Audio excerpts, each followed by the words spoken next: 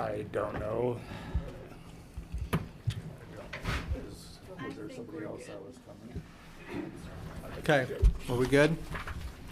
All right, we'll call the meeting of the Building Advisory Board to order. Chair requests staff confirmation that the Kansas Open Meeting Act required notice has been properly provided.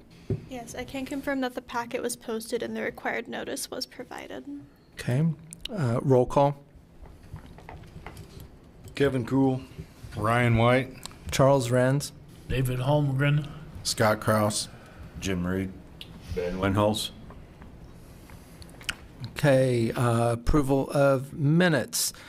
Approval of the minutes of the May 22nd, 2024 special meeting. Does anybody have any issues or comments in regard to those minutes? I'll make a motion to approve the minutes as submitted. I'll second. It's been moved and seconded. We approve the minutes of the May 22nd, 2024 special meeting of the Building Advisory Board. All those in favor? Aye. Those opposed? Sounds like it carries. Item 3, new business, public hearing items.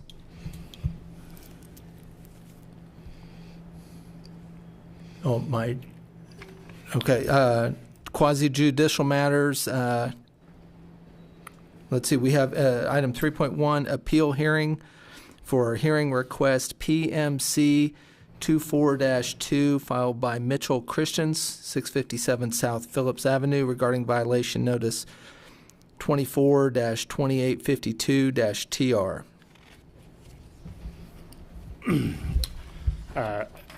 So in your packet, you'll see our staff report from agenda item 3.1. And it's a little bit of a history on the violation notice that was sent. The next page will be his request for the hearing and the reason why he wanted the hearing. And then behind that is the violation order that we sent to 657 South Phillips. And then you also have it was returned to us. It was never picked up.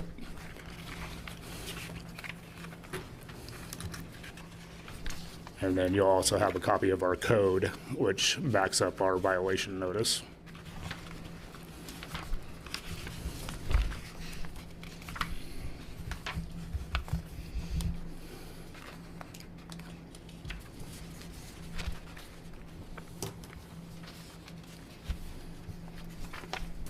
Is there a description or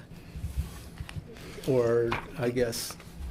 So in his request for the hearing, he states plastic totes and 40-gallon trash bags are currently stored behind the garage and not visible from the street. The totes have locking lids.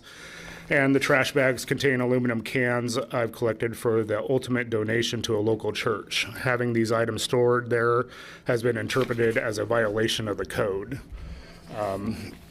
So if you look at our page on the violation notice, we did give him a violation on the sanitation.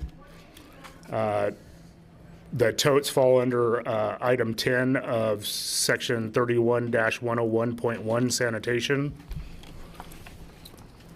And trash bags fall under item 11. So I've also have some pictures there for you of the items in question from our violation order from what our inspector has taken. He has Mr. Comerford, or no, I'm sorry.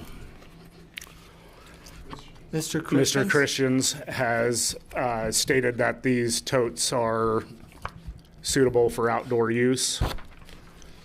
On the back of that picture packet, I have several of the manufacturers' statements from a local department store saying that they are only for indoor storage use.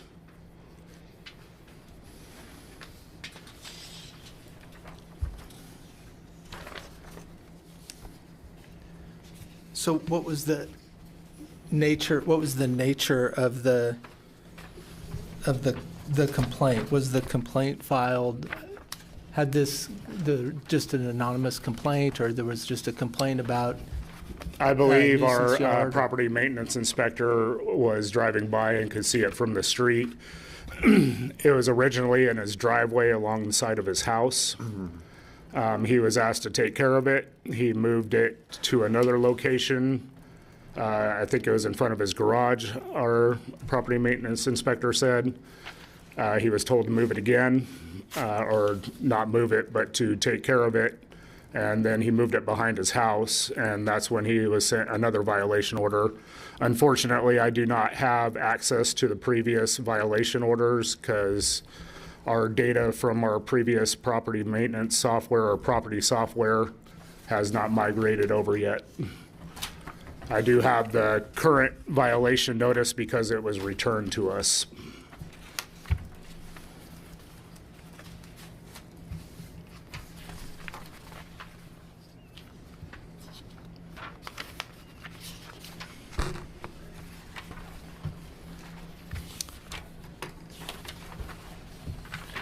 And the photographs that we have here, these are images of the side yard, backyard. Has this been addressed to this point? I drove by the property and I didn't see any of these. I believe he Toads moved or everything anything sitting out to in- behind the house. So the pictures, the first picture that you'll see in that packet was taken yesterday.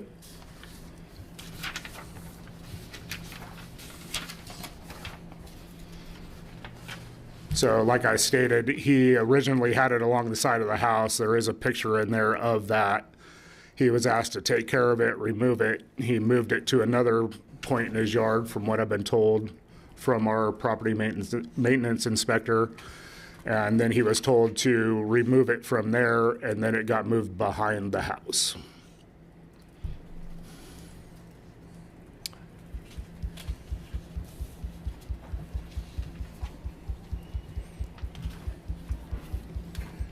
Does anybody else have any questions of staff? So there's no debris in the front yard at all? It's right now, all of it's in the backyard? I believe so, yes. I don't read anywhere in the code section that says it has to be in the front yard versus the backyard. I mean, it simply says accumulation of refuge, attracting insects. It meets all of those. We don't, I mean, just because it's out of sight does not mean that it's not a violation. Violations can take place on anywhere in the property. It's not just the front of the residence.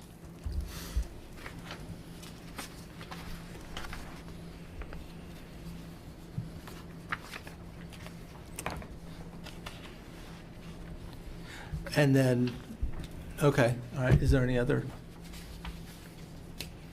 comment from questions? No. Okay. Would anybody from the audience like to speak? I assume so.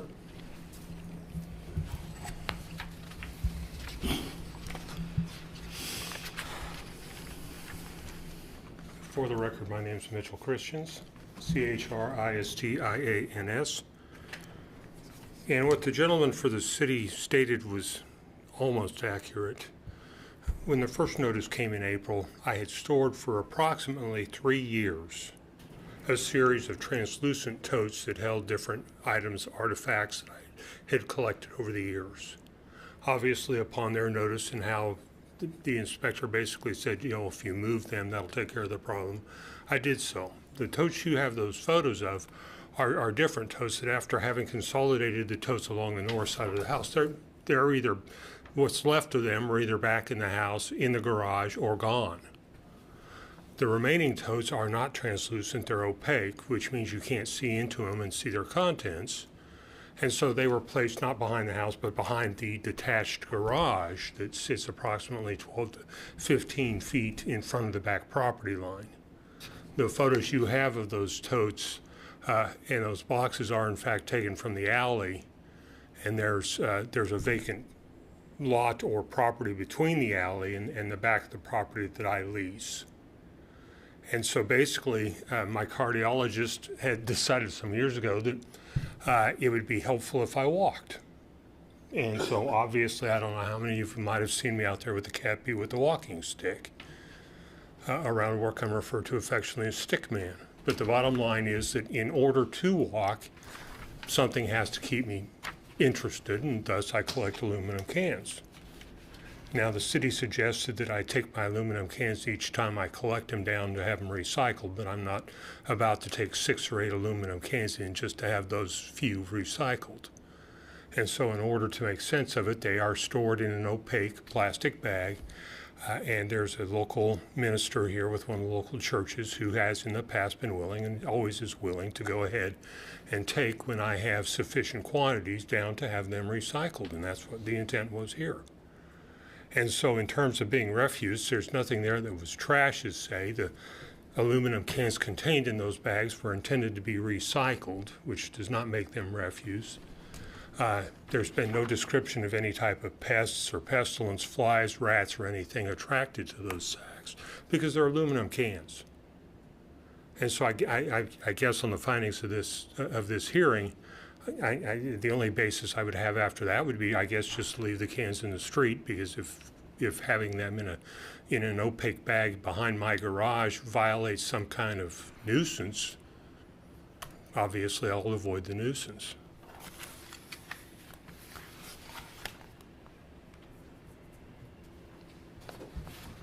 I'm sorry, any questions? Does Got ahead anybody of have any myself. questions? Mr. Christians, I notice you have, in one of the pictures, it looks like a double-car garage in the back. Yes. Are you able to store anything in that garage? I'll use my alliteration very carefully. My daughters refer to me as a hoarder. Understandable. There's a 79 Datsun 280Z in that garage, but and then recently in trying to organize the outside, I actually found a piano back there too. So at this point, the garage is pretty well full to the front doors. And that's been one of the projects set for this summer, was to try, and because they want to get me a 3-wheel bicycle that, as of right now, I don't have room for in the garage.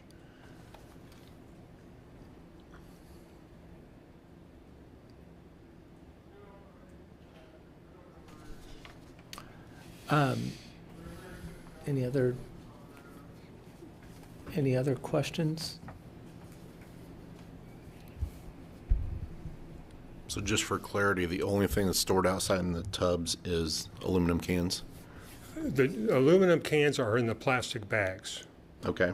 The actual plastic tubs behind the garage are actually empty, should there be a need for them in organizing the rest of the garage or the basement.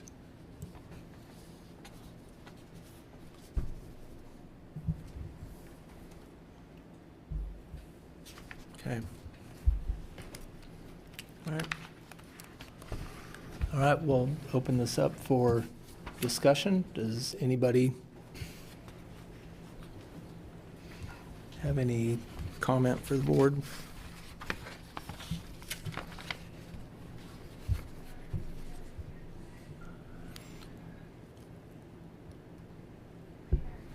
I guess, Ian, I'll just ask the question. I mean,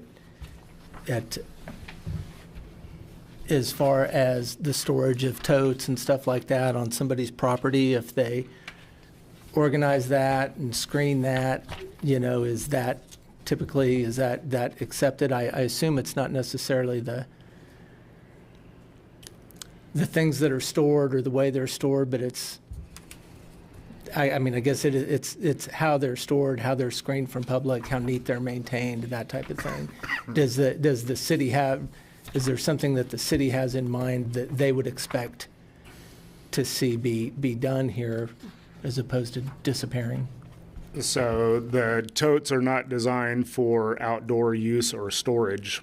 So they're not supposed to be used for storage of any kind or themselves out in the yard.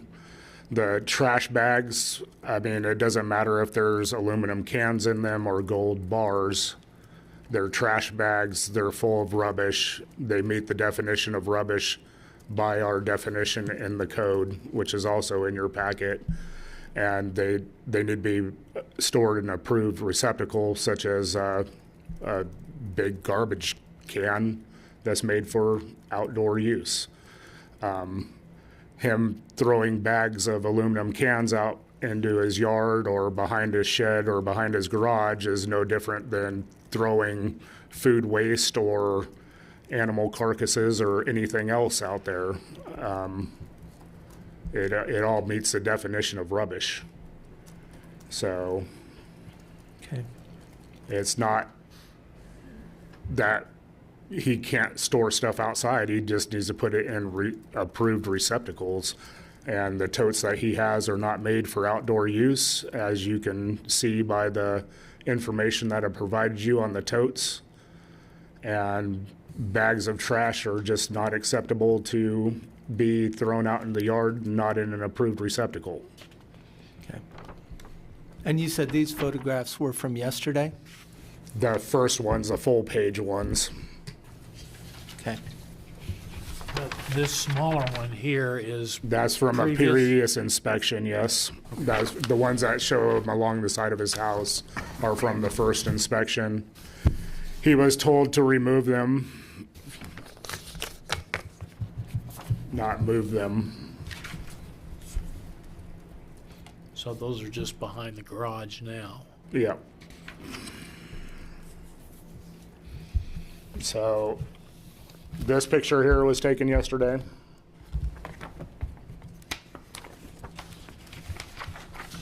And well, I don't have it in my packet, but there should be another picture just like this right behind it. Yep. And as you can see in that one with that's more close up, the lids on those totes are been warped by the sun and are peeling off. We have no idea what's in those tubs. Okay. All right. Any other discussion from the board? Is there a motion? I motion we deny the appeal. So do we need to make a motion on A, B, or C, don't we, on our reasons? Those are all if we, Or panel action? if the appeal determines that one or more of the following. That's why I said deny, because all the other are accept.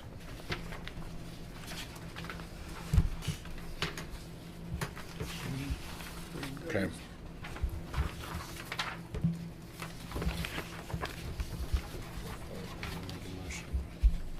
Whole grant the appeal, okay.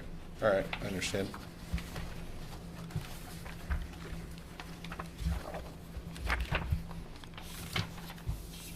Yeah, very nice. I guess I'll re-entertain that. I'm sorry. Deny the appeal. Right. No. Okay, I was waiting for a second. Is there a second? I'll second. It has been moved and seconded that we deny this appeal. Those in favor? Aye. Aye. Aye. Those opposed? Okay, motion carries that we deny the appeal with the requirement to, I guess, ensure that materials are stored neatly and in approved containers and in a manner that is in conformance with the city's requirements for storage of materials. So, okay, Can I say something, Mr. Chair? yes. Mr. Christians acknowledged that he possibly could be a hoarder. That we don't know for sure. That was him saying it. So the thing of it is if you let this one go by, I've seen properties that are worse debris and the way they're stored and the way stuff is thrown around compared to this one. But we do have an ordinance, and if you let one go by, then you've got to set the same rules for somebody else, and it could be worse trash. So I think that's the reason why we're probably all in agreement that something needs to be changed on this since we do have an ordinance that calls for the description of rubbish and anything else. So I think that's why we were all in agreement. I agree. It's just too difficult to cherry pick every condition that's out there. There needs to be one ordinance for maintaining a clean sanitary yard. Otherwise, we would be doing this multiple times a week. So, okay.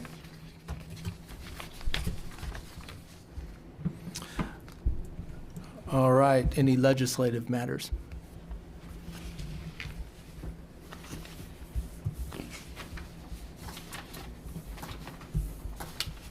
Going to turn that over to Margie Clem. Hi. Hi, everybody. No legislative matters today, but we do have some administrative items that I am going to walk you through. If you have not met me, my name is Margie Clem. I'm the Deputy Director of Development Services. So I'm going to walk you through our annual board training. I know some of you have already gone through this. So you're going to stick with me through about 18 slides, well, with an introduction. So 17 slides, we'll go through this, and then we will also vote on our election of officers for the 2024-2025 year. So I'm going to bring it up on the screen over there across on the big screen. One second.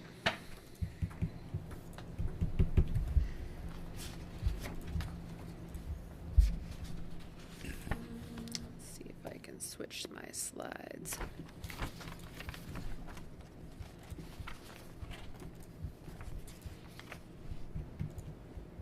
Alrighty. So like I said, we're going to go through our new member board orientation today.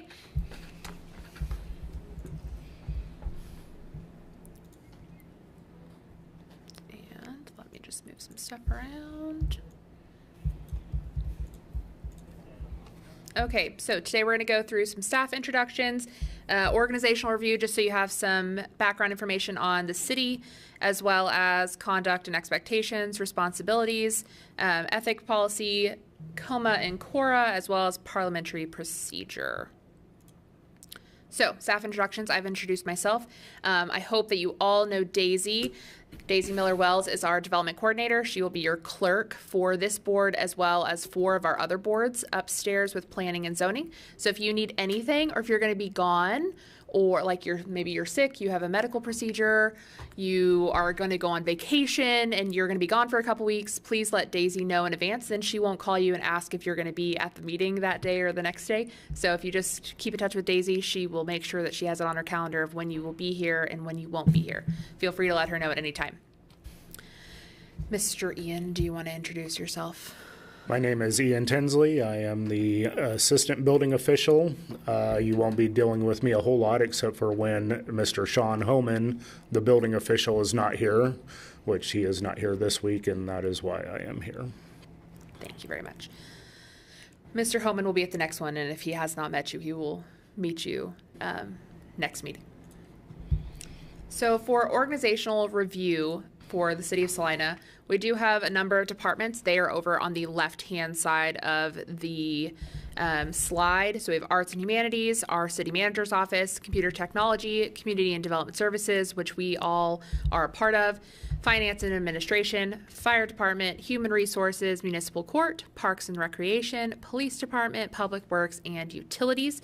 You also see over on the right-hand side some city partnerships, including Salina Downtown Inc., the Arts Center, the Economic Development Organization, and a few others.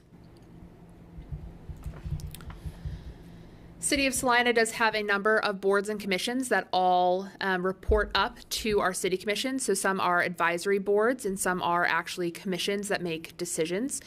So for instance, today in your quasi-judicial public hearing, you made a decision as the judiciary branch for this part of the code. There are things for legislative matters where you are an advisory committee to the legislation for our municipal code. You would then make an advisory approval or denial, and that is not, you are not the final say, so that goes up to the city commission. So we have a number of boards and commissions throughout the city that do the same thing that you do, just in a different part of the code.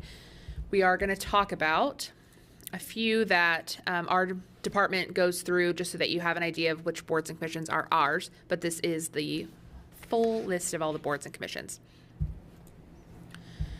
It's kind of small, so I'm not hoping that you probably can't see it very well, but I'm just going to walk through our organizational chart. Up at the top, you see our city commissioners, but the very, very tip top is our citizens. So the citizens are the top of our organizational chart, followed by our city commissioners with our mayor up at the top. Our mayor right now is Mr. Bill Longbine. Below our city commission is our city manager that leads all of our departments. He does have a deputy city manager and an assistant city manager that are on here as well. And you'll see we are under Development Services, which is this spot right over here. Our director is Lauren Driscoll. You probably will not see her down here very often unless we need her to come down. And then we have a number of divisions underneath our department. So here is our departmental organizational chart. Like I said, Mr. Mike Scragg, our city manager, is up at the top with Lauren Driscoll right below. I'm here in the middle, and Daisy reports to me. We are kind of the boards and commissions people of our department. And then we have 4 different divisions. Our planning and zoning division, building services, that includes our neighborhood services division with code enforcement, community relations that deals with discrimination complaints, and then our administrative division that helps keep our house running smoothly. So like I said, we have our 4 divisions, and this just details what each of those divisions does. Not getting everything on here, but just a short, brief synopsis. So building and neighborhood services, enforcement of the adopted building codes and issuance of building permits, and enforcement of the property maintenance code for care of buildings and yards. We have planning and zoning that does platting, zoning regulations, land use, floodplain, comprehensive plan updates, community relations that deals with complaints alleging discrimination in employment, public accommodation, and housing, as well as landlord-tenant rights. And then our administrative division is responsible for administration of building permits and handling customer service. So they take all of our phones, emails, people that are coming in person, helping them get to the right people at the right time, and answering any easier questions that they can help to get you answered quicker. Our building services and our planning divisions are also involved in our development review team process, which is a free process that the city has that just helps out developers, architects, property owners work through any potential projects that they want to do. So like I said before, our department does have a number of boards and commissions. So we do, of course, have the Building Advisory Board that you are all on. That is on the second Tuesday of the month. But we also have 6 other boards that our department runs.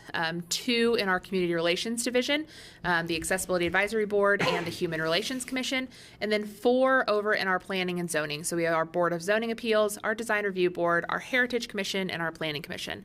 It is not very common that we don't have at least 1 board meeting a week. So Daisy is always in the constant communication with all of our board members between all of our different boards. So we do have the schedule of when they all meet. If you ever have questions on any of those, feel free to reach out to Daisy or any of us other staff, and we'll be happy to help with anything like that.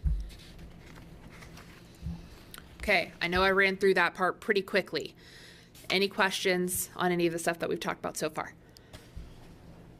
No? Okay, good. So, conduct and expectations. So, members of our citizen boards are expected to attend meetings. Like I said, if you're not going to be here, we totally understand. Please let Daisy know as soon as you know, and then we won't call you asking if you're going to be at the meeting.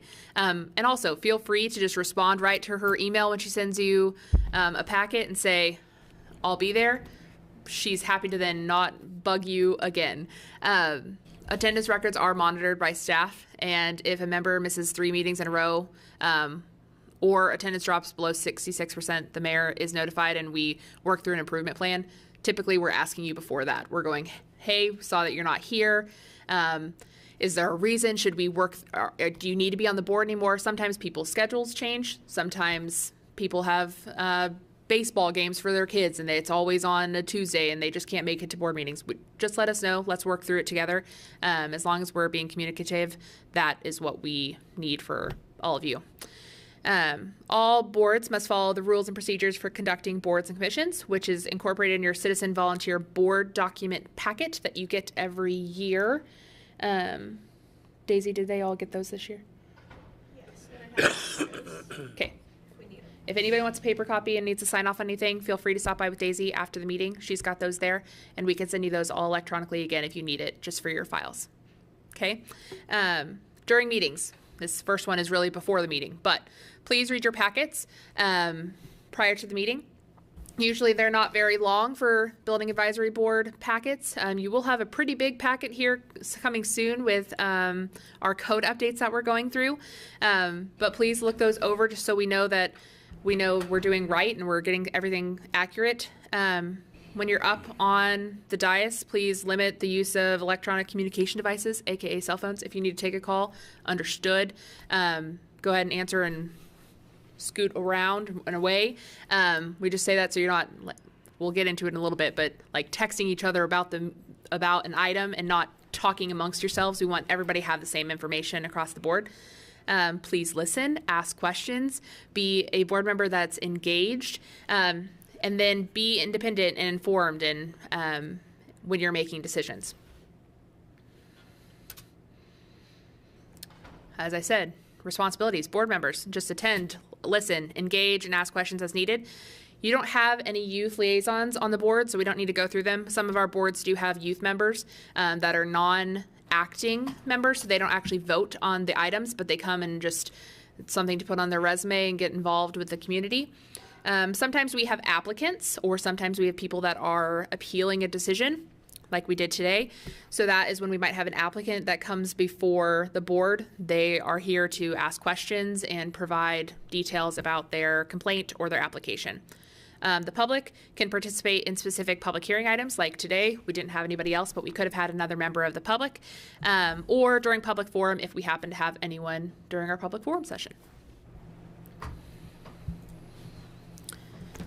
Staff will prepare meeting packets and agendas and be a resource for board and commission information. We won't always have all the answers that you ask of us, but we will get back with you if you have a question that we can't answer right away. The chair is responsible for the conduct of the meeting and recognizing members of the board and public to speak. If they have a question on parliamentary procedure and order of business, they will raise that concern to staff and work through that if we need to. They can make motions and second motions. They tend to not. That tends to happen on the rest of the board, and the chair just kind of gets the conversation going in the right direction. The vice chair shall perform all those duties of the chair when the chair is not available. And then our secretary or assistant secretaries, that is our, today, Mr. Ian Tinsley as the assistant building official. Normally that would be Sean Homan is your secretary. So he is responsible for keeping accurate records of all proceedings of the commissioner board, compiling reports and keeping attendance records, and reviewing bylaws for any updates and for any full duties of the secretary. So that would be also, Daisy is helping him with attendance records, making sure that minutes are signed, etc. Questions about responsibilities? All right. Ethics policy. So the city does have an adopted ethics policy. All members of all city commissions and cities, commissions, and boards must adhere to the ethics policy. It acknowledges the importance of sustaining the public's confidence in local government, and it just ensures that we have a fair, independent, impartial local governance and administration for our municipal codes. And we use that to promote and assure ethical conduct. So when I talked about using your cell phones up at the dais for ex parte communication, that's really where I'm coming from. So we want everybody to have all the information at the meeting. So let's say you see that we have an appeal and you drive out to the site and then you have a conversation with the property owner. We would rather you not do that because we want that information to be shown to the whole board all at the same time so that you're not making a decision and a biased decision by yourself, right? So we would actually prefer, hey, if they see you and they say, oh, and I'm a board member, oh, I want to talk to you about it, I'd actually love for you to bring that to the commission and tell us all at once so we can all hear you at the same time so that everyone is making the best informed decision for themselves and you're all making a decision together. We always throw a good example out there is you're at the grocery store and someone sees you and they say, hey, and they want to tell you all the things, and maybe it's a member of the public, it's not the applicant. I understand you are interested. I'm happy to hear your thoughts. I would love that you either attend the meeting at the Building Advisory Board. It's at 3 o'clock on this day. If you can't make it, I understand. If you want to put your notes into an email to staff, they'll provide it to all the board members. That's what we would actually prefer, just so that you all get the exact same information and then you can make a decision together. For conflicts of interest. So ensures that appointed members are not subject to conflicting duties that would cause them to act against the best interests of the public. If you are unsure if you have a conflict, please ask staff. If you get your packet or you want to come a little bit early before the meeting and you say, hey, I feel like I have a bias against this applicant, or maybe let's say it's your boss or someone that you have financial compensation related to, please just bring that up to staff. We're happy to talk through that with you. And if we can't make the decision and we don't know either, we're happy to ask legal counsel and see what they say.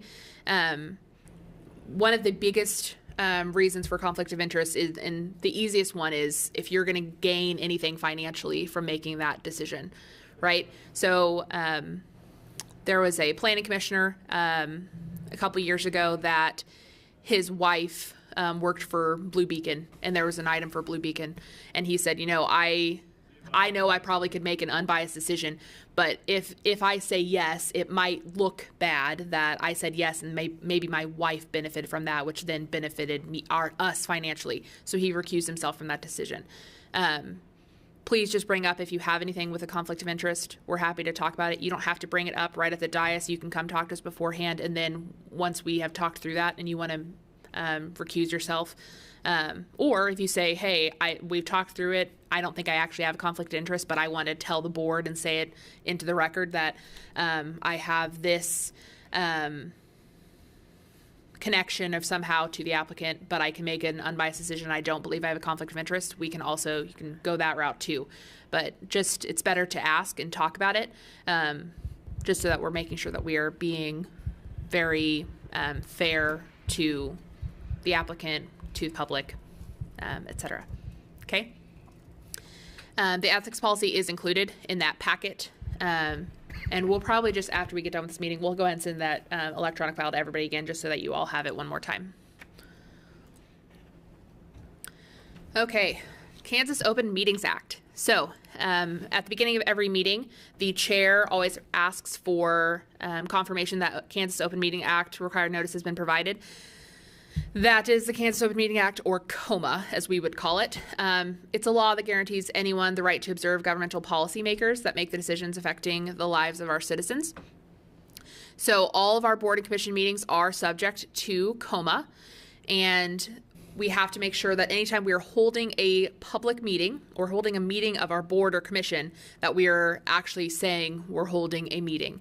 So what a meeting means is when one of three things happen. One, a gathering or assembly in person or by telephone or any other medium for interactive communication by a majority of the members of the public body or agency. Majority is one or more than one half of the membership.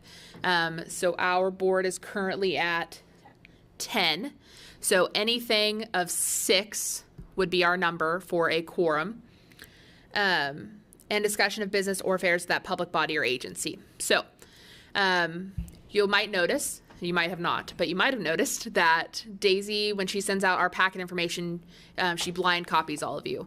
That is so that you can't all respond and reply all, because when you reply all and you're all in an email together, you are technically having a meeting. Whether that's in person or electronically, you are having a meeting. So that's why she blind copies you all in that piece. If we all wanted to go to a training together and we wanted to put you all in a bus and we're taking you to Wichita to go through some training, we would actually have to say, hey, the board is all traveling together. They're not going to talk about business of the board, but we have to let the public know that you are all going to be together if there's going to be if there's going to be at least a quorum of you. So that's where we have to let the public know that there is going to be a meeting that's happening. Interactive communication, the best way to talk is two-way communication. So for instance, like I said, emails, phone calls, etc. So we're not going to put you all on a phone call together and have you talk through something, etc. And then notice. Notice required only when someone requests to receive notice of meetings. So we do have something built in our website that you can ask to be notified of any meetings of city commission or any of our other boards or commissions for the city of Salina. It's pretty easy. If anyone ever asks you if you would like to see how to do that, we brought this up at one of our other boards, so I'm going to do this real quick for you.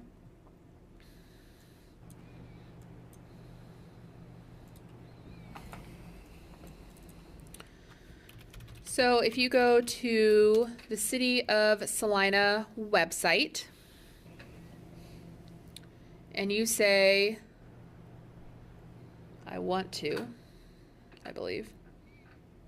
Nope, I lied. Sorry. Government under boards and commissions, there is a sign up for email communications or email notifications. It'll have you log in. It'll actually create a login for you.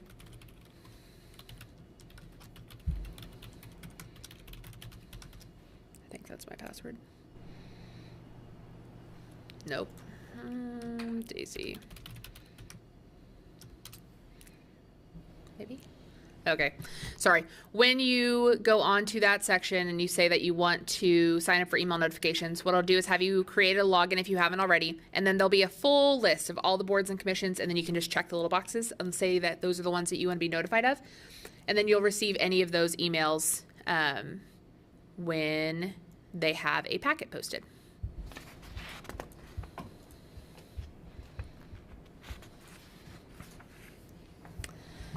Okay, we talked about quorum, and our quorum is 6. If a board or commission does not have a quorum, it cannot hold a meeting. We can only schedule the next meeting, which we have our regularly scheduled meetings. So the reason that you might get annoyed with Daisy and say, why is she calling me? I'm always there. Why is she calling?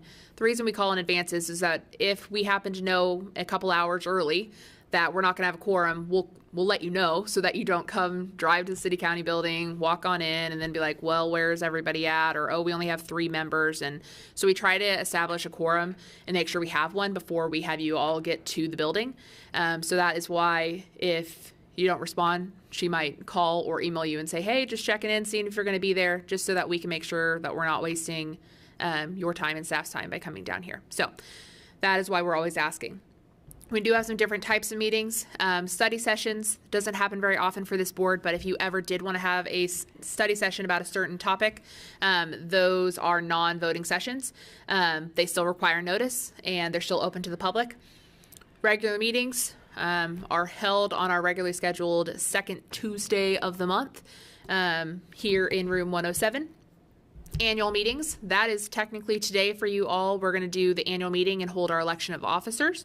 They typically happen September, October time frame, depending on when the first meeting is after elections happen, or when City Commission appoints new appointees. And then special meetings. We might call a special meeting if we don't have a quorum and we need something to be acted on. We might hold one if we have a lot of items to discuss back to back instead of waiting for another month to get to you. But a special meeting, annual meeting, regular meeting, study session, all of those require notice to be provided to the public. Okay, parliamentary procedure. Once again, we already talked about quorum. We'd really like to bring that up. For motions, so board members make motions when you're taking action. Usually what you'll hear is I move that, and that you then have a second. There also are lots of different other kinds of motions.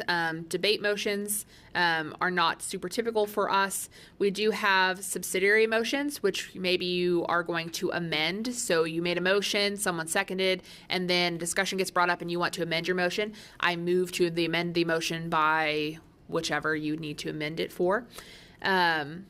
Reconsidering a motion. So let's say you made a decision and then you're still in the meeting and 30 minutes later you've got done with another item and you want to reconsider. You can make a motion to reconsider a previous motion. You can also do it at the meeting that happened last. So if we make a decision today and you want to reconsider that motion next meeting, that can be made. The motion has to be made by a member that voted on the affirmative side of the motion. So it can't be someone that didn't vote for that motion itself. The reconsideration has to be seconded by any member and then passed. If it's passed, then that motion just comes right back onto the floor. So if you're voting for a reconsideration, it is not for saying yes or no to the first motion. It's just saying we're going to bring that do you want to bring that motion back to the table to discuss again? So that's what that reconsideration means. You can also always withdraw your motion if you made a motion and then want to withdraw it. And then for voting, the chair will usually ask all those in favor with you responding by aye or nay. You also can always, chair or any board member, if you would like to be a roll call vote and you'd like us to do it that way, we can always do a roll call vote. Sometimes we'll do that if it's we didn't catch everybody that said it. Did we get everybody? We might say, hey, can we do a roll call vote just to put it into the record? So sometimes that will happen as well. Any questions about any of those pieces? Okay. One more. Kansas Open Records Act, CORA. So I just want you guys to be aware of this and know that it is here if you ever need it or if anyone has any questions. So CORA is a law that permits the public to review or get copies of public records.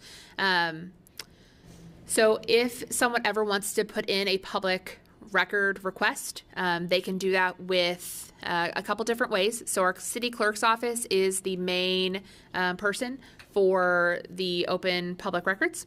So you can do that in person at the city clerk's office, which is room 206, right across the hall from Development Services. You can also do it online and put in a request there.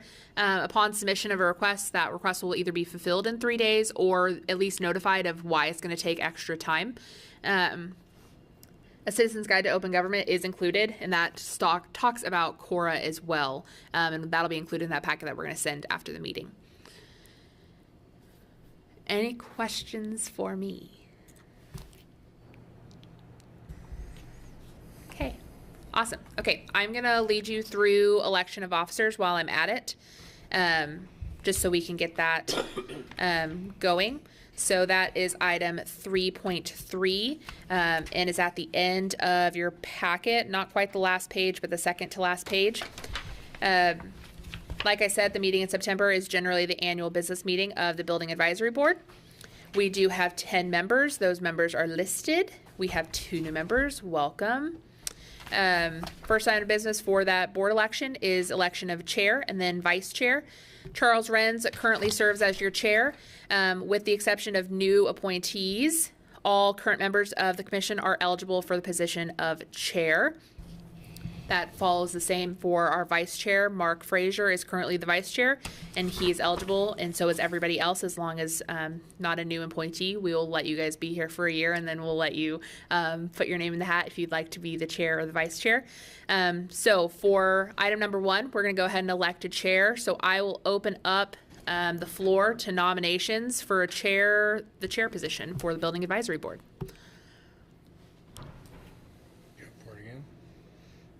Throw some names out there if anybody wants to, or if anyone wants to volunteer, feel free.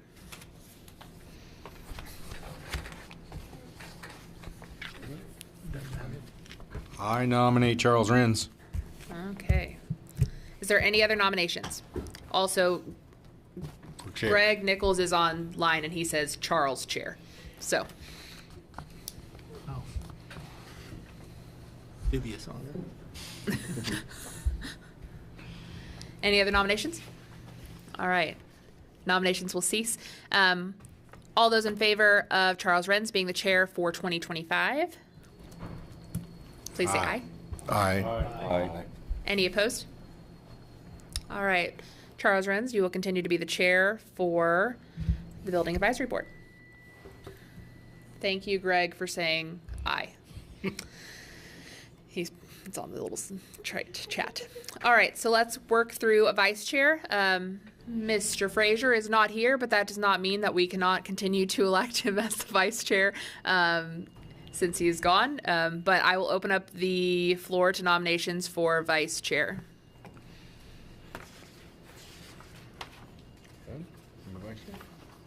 You can sit in the middle yet. You want to do it? I can. No matter. I'll nominate Ryan White for vice chair. Very good. Any other nominations? Okay, nominations will cease.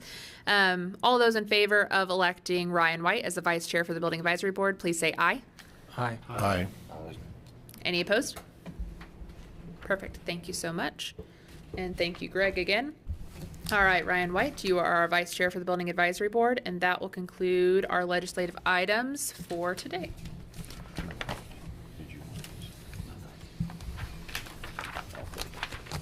Okay. Take you to item number 4. Item number 4. Okay, is there any unfinished or other business?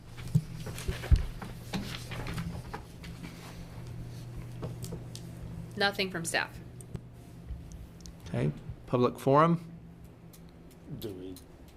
Doesn't look like we have anything, and There's the other 2 meetings we have planned for the next month. Is that part of that, or do I just say that at the end?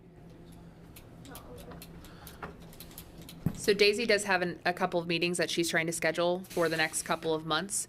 If Okay. you wouldn't mind, she's going to go over those real quick with you and see if we have some people that are available. Yes, we are looking at an IFC subcommittee meeting the week of November 4th. We're looking at November 4th from 3 to 5. Those subcommittee members would be Mr. White, already got back to me, thank you. Mr. Renz and Mr. Frazier, who is not here today. We're still a month out. I'm not on the IFC subcommittee okay. that I'm aware of. Thank you. Okay, and then we're looking at a special full board meeting that same week on Wednesday, November 6th.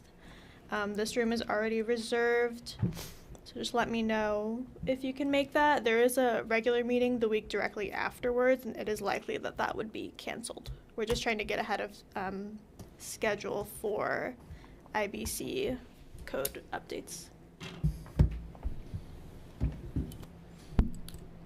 And to add some context, so we're trying to get the building code updates before the City Commission on November 25th, before the Thanksgiving holiday. And so since we want to get that in on the 25th, we have to get our items prepped for our city manager 2 weeks in advance. So that put us at the 11th. So waiting until the 12th would not let us get that to the City Commission on the 25th, which is why we're trying to do a special meeting a little bit early, which is why we're going about 6 days early. So we still have some time, but please look at your calendars and see if November 6th would work. That is a Wednesday. And let Daisy know once you know. We'd appreciate it. So we've all been working really hard to get these code upgrades done. We're at the final stage of it, and this is, we're trying to wrap it up before the end of the year so that we can get those codes in by the first of the year to be enforced. Charles, you are listed on the IFC Then my subcommittee. attendance has been, then I apologize for my lack of attendance. No, we haven't had one yet. Oh, you haven't had one? Okay, I thought, given the time frame, it was all being wrapped up, and I thought. No, I believe that this is going to be a very short one, and Mr. Kovacic and Mr. Holman have been working on what changes are and what are the topics that we need to address on it, and they say it's not very many. So that we should be able to contain it to one meeting, hopefully. So, but yeah, elections of those subcommittees was actually this time last year. So, yeah, I gave her the list of all the subcommittee for the IFC. So I just wanted to let you know, yes, I you just are. assumed that if we were this close to the end, that either I wasn't on it or I missed a bunch of meetings. And who's So, supposed to attend that meeting? We're all, or you have Do you have the list of the full Not members? the subcommittee. Should be 6 of them, right? a special meeting? We had Special meeting. special meeting is everyone. Yes. Okay, all right. Yes. Oh, I've got it down okay. here, so, I'm sorry, I thought you were talking about the subcommittee meeting. pardon me. All right.